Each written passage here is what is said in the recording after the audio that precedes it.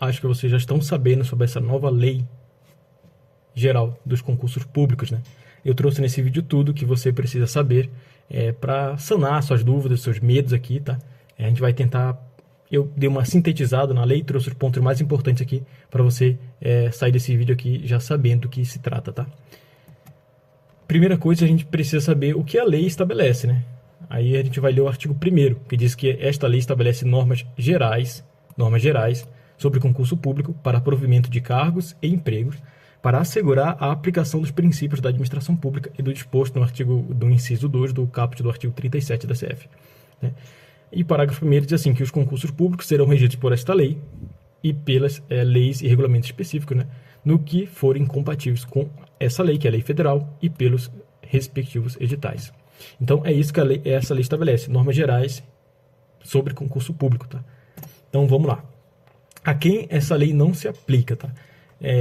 O parágrafo 3º diz que esta lei não se aplica aos concursos públicos. Aí eu esquematizei para você, tá? Essa lei não vai se aplicar à Defensoria Pública, ela não vai se aplicar ao Ministério Público, não vai se aplicar às Forças Armadas e à magistratura. Ela não vai se aplicar, tá? Porque segue, né, regras específicas, tá bom? E também não vai se aplicar às empresas públicas e às sociedades de economia mista independentes. São aquelas empresas públicas, são aquelas sociedades de economia mista que não recebem recursos para bancar o pessoal ou despesas em geral. São as estatais independentes. A elas, essa lei federal não se aplica, tá?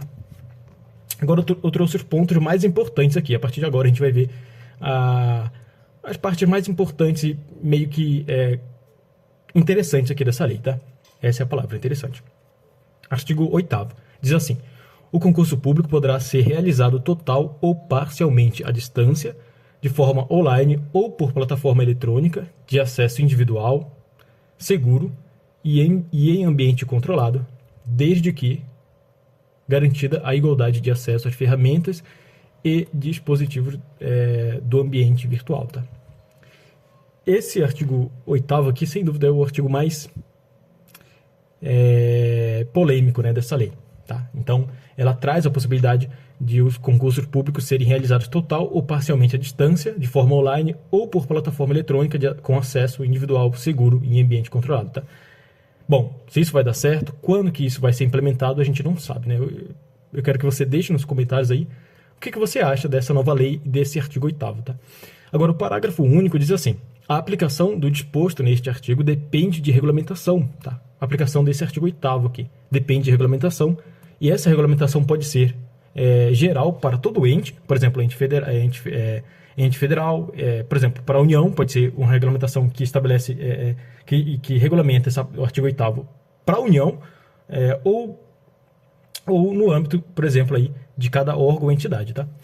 Ou específica de cada órgão ou entidade, com consulta pública prévia, tá? Obrigatória. Essa regulamentação terá consulta pública prévia obrigatória, observados os padrões de segurança da informação previstas em lei, tá? Então tá. Próximo aqui. Artigo 9º. Diz que assim, que as provas do concurso público deverão avaliar os conhecimentos, as habilidades e, quando for o caso, as competências necessárias ao desempenho de modo combinado ou distribuído por diferentes etapas, tá? E o parágrafo 1º diz que as provas poderão ser classificatórias, eliminatórias ou classificatórias e eliminatórias, independentemente do seu tipo ou dos critérios de avaliação. E o parágrafo 2º, né, fala aqui sobre as formas válidas de avaliação, né? Vamos lá. Sem prejuízo de outros tipos de prova previstos no edital, sem prejuízo, são formas válidas de avaliação. Primeiro, conhecimentos.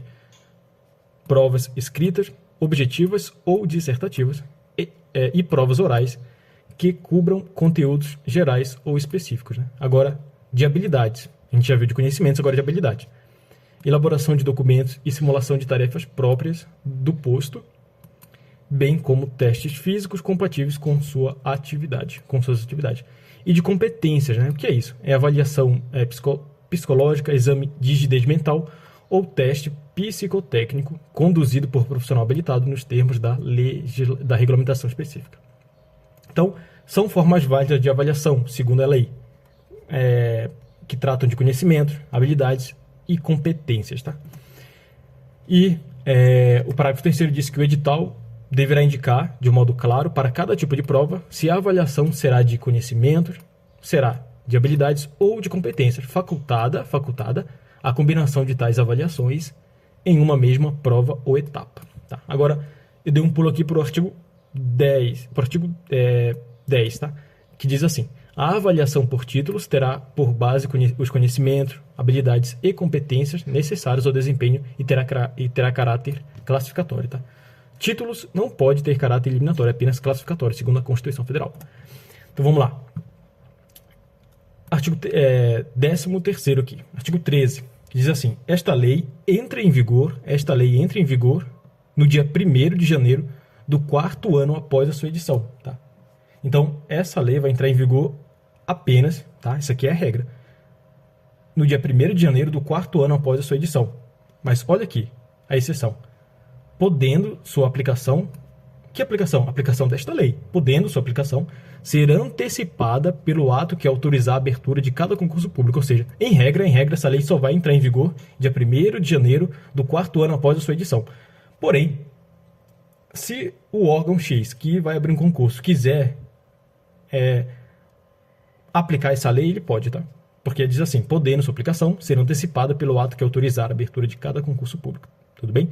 E provavelmente os concursos aí já vão começar a aplicar essa lei aí, a partir que o presidente sancione a lei, tá?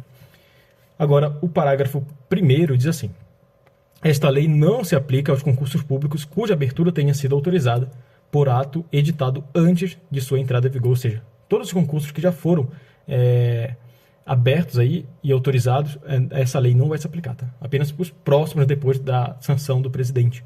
E diz aqui, no parágrafo 2º, diz assim: alternativamente à observância das normas desta lei, os estados, o DF e os municípios poderão optar por editar normas próprias, né, observados os princípios constitucionais da administração pública e desta lei, como eu falei lá no início, né?